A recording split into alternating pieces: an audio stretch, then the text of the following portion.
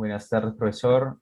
Vamos a continuar con la presentación de nuestro trabajo PeroStars. Y para esta entrega TV4, vamos a empezar hablando por el Implemented RESTful API. Siguiente diapositiva, por favor. Con respecto a la carpeta models, en toda la parte del código del API, de la parte backend, esta carpeta models tiene las distintas clases base con atributos y métodos de los objetos que vamos a ver en la imagen. Hay personas como artista, hobbist, así como enumeraciones, que también nos fueron bastante útiles. Siguiente diapositiva, por favor. De ahí, en la carpeta resources, son clases que representan entidades del modelo de negocio, pero no muestran información relevante para los consumidores. Acá vemos que en los nombres se parecen mucho a la carpeta modelo. De ahí la siguiente diapositiva, por favor. Los repositories son clases creadas para básicamente comunicarse con los database sets, los DBSets, los cuales van a realizar operaciones. O sea, esas clases van a estar declaradas las operaciones para poder obtener, actualizar, eliminar datos de la base de datos. Y estos datos van a poder ser obtenidos por el API. Y esos repositorios están implementados por un lado con su interfase, su interface. Digamos que esas clases están con una I. Y los repositorios en sí ya desarrollados están en otra parte del código. Siguiente diapositiva, por favor. De ahí los services son clases creadas para comunicarse con esos repositorios previamente eh, hablados. Estos van a tener el fin de llamar a las acciones declaradas en estos repositorios, de eliminar, actualizar, insertar todo eso, y a la vez van a comunicar con los controllers, de los cuales hablará mi compañero en un momento, para dar una respuesta al consumidor de la API. Siguiente diapositiva, por favor. Y los responses, estos van a devolver una respuesta a las peticiones del service. Entonces, como vemos, la clase service de la que ya hablé va a comunicarse tanto con los responses como con los repositories. Y estos, en los responses, va a poder ser devuelta una respuesta positiva, en la cual se va a responder, se va a devolver el valor esperado, o una respuesta incorrecta devolviendo un mensaje de invalidación. Ahora doy pase a mi siguiente compañero. Bueno, a continuación tenemos lo que es los controllers, y bueno, la capa controllers es la capa más expuesta ya que representa los endpoints, que en un momento hablaré de ellos, que se usarán al consumir nuestra API.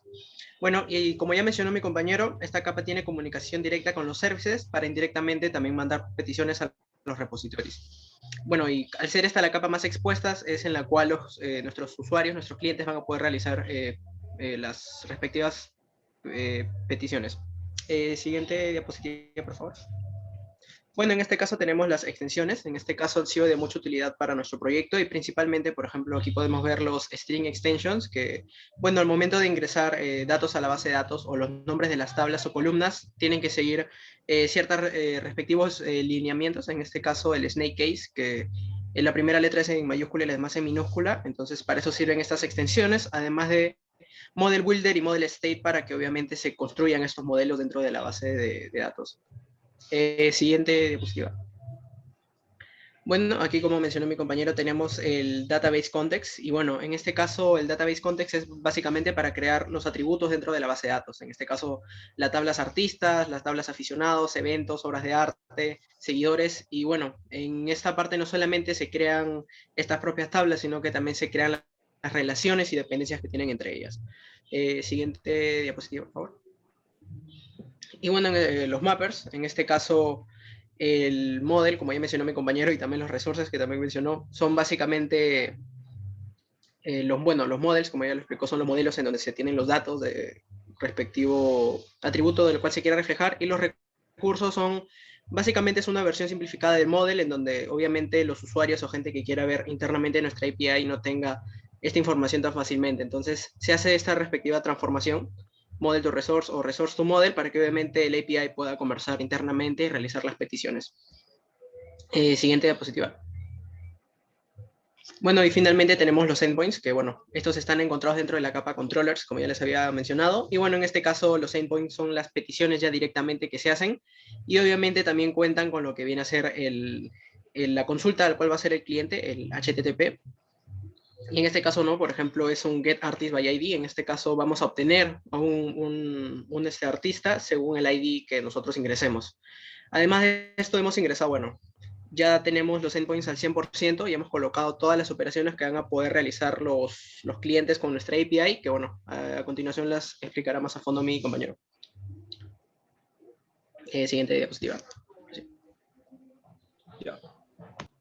Para colaborar en el código, hemos usado la herramienta de GitHub, el cual nos permite crear un repositorio en línea en donde cada integrante puede insertar una parte de su código. Además, usamos el flujo de trabajo de GitFlow, que consistía en que cuando alguien quería insertar una parte del código, tenía que crear primero una rama Future, insertar su código allí, y una vez que ha sido revisado, recién puede ir al código principal, que está en la rama Develop. Para este proyecto hemos creado 3 repositorios: el repositorio para el landing page, server-side software y el repositorio para las web apps. Siguiente. Para organizar nuestras tareas hemos usado la herramienta de Trello, el cual nos permite crear listas, bueno, un tablero en donde podemos incluir listas para organizar tareas. Al inicio del sprint nos juntábamos y establecimos las tareas y las agregamos a la lista to do. Luego, cuando alguien quiere hacer una tarea, agregaba la tarea a la lista in process. Cuando terminaba la tarea, se agregaba to review para pasar a ser revisada por otro usuario, por otro integrante, y cuando ya era confirmada de que se había hecho correctamente, pasaba a la lista done. Siguiente. Ya. Para la documentación de la API, hemos usado la herramienta de Swagger. Siguiente. Swagger es una librería que cuando lo inyectamos en nuestro código, nos genera una página en la que podemos probar los diferentes endpoints que hemos creado con nuestra API. Si inyectamos la página, la librería por defecto nos crea una página en la que se pueden ver los diferentes endpoints con las rutas. También nos provee un ejemplo, el formato con el que podemos ingresar un JSON. Y además en el código podemos personalizarlo para que nos genere también textos que indiquen el propósito de cada uno de los endpoints. Bueno, eso es todo. A continuación le cedo la palabra a mi compañero.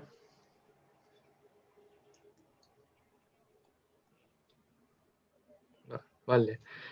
Siguiendo con el proyecto, el siguiente punto a tratar fue la front-end web application.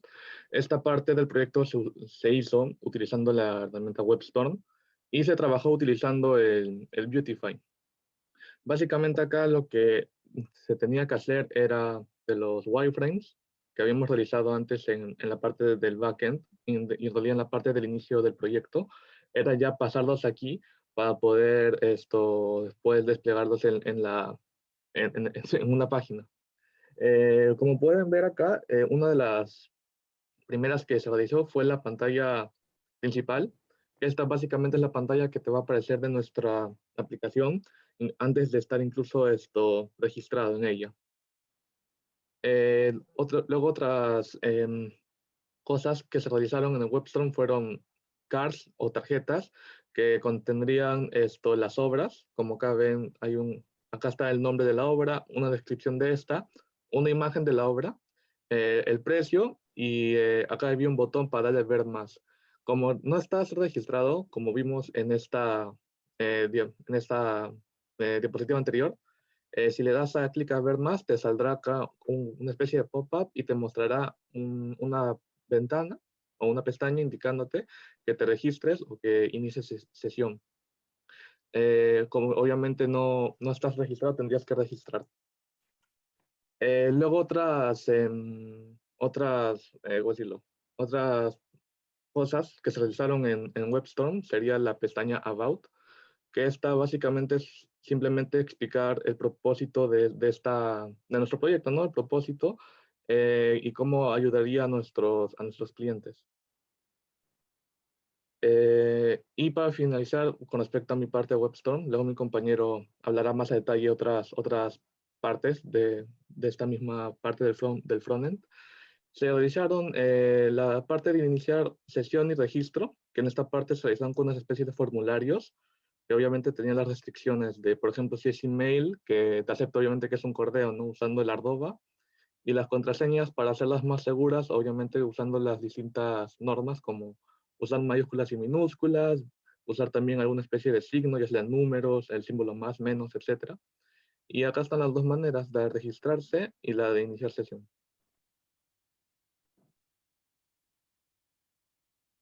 Bien, ahí vemos una pantalla de términos y condiciones, en las que básicamente el usuario aceptará o no las condiciones que imponemos para usar nuestra plataforma. En la siguiente pestaña podemos ver el home del aficionado. Es decir, una vez logueado o registrado, la primera pantalla que le aparecerá es este home. Está compuesta en su mayoría por los elementos centrales que verá son cartas respecto al artista, unas recomendaciones del artista, recomendaciones de obras de arte y eventos próximos que le pueden interesar. Además, tiene una sidebar en donde podrá ver sus artistas a los que le ha dado seguir y eventos a los que él se ha inscrito. En la siguiente diapositiva podemos ver la vista de los eventos y las obras de arte, es decir, cuando el aficionado le dé clic a ver más en una de las cards que mostramos anteriormente, estas son las pantallas que se mostrará una descripción del evento o de la obra de arte, unas fotos que haya colgado el artista y unos datos adicionales de cuánto cuesta, cómo compartir, cuándo será el evento, por ejemplo. Finalmente, en la siguiente diapositiva vemos cómo es que el artista crea una de estas obras de arte o evento. Va a tener que llenar un breve formulario donde pondrá campos como el título de la obra, cuánto cuesta su obra, las imágenes que quiera poner y este tipo de cosas. Todos estos componentes fueron desarrollados con Vue, específicamente con el framework de Material Design Beautify. Gracias.